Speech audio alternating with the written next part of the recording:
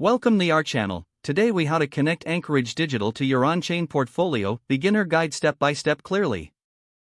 To connect Anchorage Digital to your on-chain portfolio, start by visiting the Anchorage Digital website. Create an account if you don't already have one. Follow the prompts to complete the registration process. Verify your email address through the link sent to your inbox. Log in to your newly created Anchorage Digital account. Navigate to the dashboard. Look for the Portfolio or Assets section. Select the option to connect an external portfolio. You may need to provide your wallet address. Choose the blockchain where your assets are held. Follow the on-screen instructions to initiate the connection.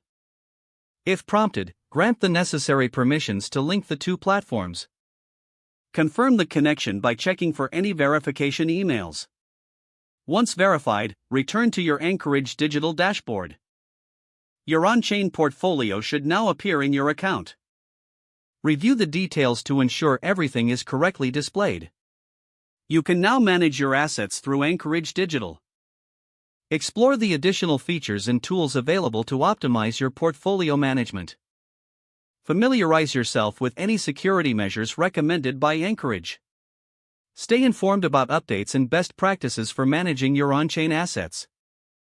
If the page does not load, refresh the browser or try again in a private or incognito window.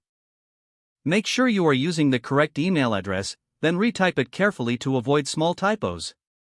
If your password is not accepted, use the reset option and create a new strong password you can remember. Check your spam folder for verification or security emails, then complete any requested confirmation steps. Enable two-factor authentication if available to improve account security and reduce unauthorized access risk. After signing in, review your profile details so your contact information and settings are accurate and current. If you see an error message, note it down and try again after restarting your device and internet connection. Log out when you finish, especially on shared devices, to keep your account and payment information secure.